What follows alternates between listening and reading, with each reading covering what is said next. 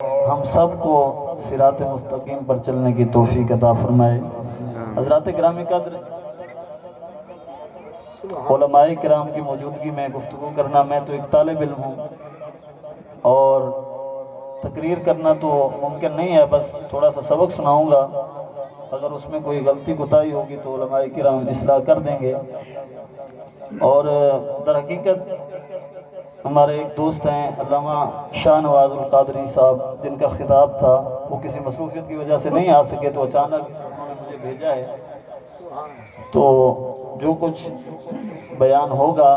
دعا ہے اللہ تبارک و تعالی مجھے حق اور سچ بیان کرنے کی توفیق عطا فرمائے اور ہم سب کو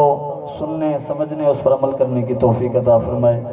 چونکہ لاہور شہر میں رہتے ہیں تو اکثر ہماری عادت ہے اردو بولنے کی،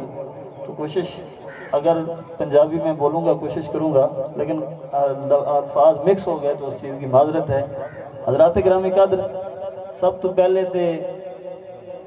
میں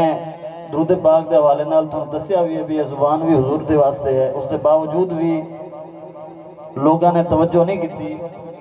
کہ درود پاک دی فضیلت دے حوالے نال صرف ایک حدیث تے اس دے نال ترغیب دلان واسطے بھی درود پاک پڑھن دے نال کتنا فائدہ سانوں ملے گا۔ حضرات گرامی قدر، حضور علیہ السلام دا ارشاد گرامی کہ جڑا مسلمان ایک دن دے اندر 50 مرتبہ میرے ذات پاک تے درود پاک پڑھے گا، میں بروز قیامت او دے نال ہاتھ ملا کے سلام کروں گا۔ اچھی آواز نہ لکھو سبحان اللہ،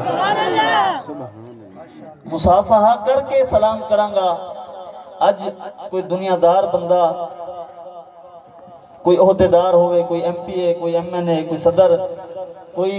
بہت بڑے پیر ہون یا کوئی بہت بڑے علامہ ہون، جدو اسی انہوں نے ہاتھ ملاندے ہیں تو اسی بڑا فخر کرتے ہیں، انجی ہے نا؟ ساڑھی کوشش ہوندی ہے کہ اسی وہ دی تصویر بنا لئیے تو انہوں اپنے گھر دے وچ محفوظ رکھتے ہیں تاکہ اسی فخر کر کے لوگوں کو کھا سکے بھئی حضور اسی فلاں ایم پی اے فلاں میں نے ملے ہیں، اے ساڑھی تصویر ہے۔ دنیا دار بندے نو بندہ ملے تو اتنا خوشی کرے، اتنا مسرت دا اظہار کرے، لیکن او مسلمان کتنا خوش نصیب ہوئے گا جدو نفسہ نفسی دا عالم ہوئے گا، ہر بندے نو آپ تڑا بھی پئی ہوئے گی، لیکن ادو حضور علیہ السلام دے نال ہاتھ ملا کے سلام کریں گے۔ او دی خوشی دا عالم کیا ہوئے گا، او دی مسرت دا عالم کی ہوئے گا۔ حضرات گرامی قدر، پھر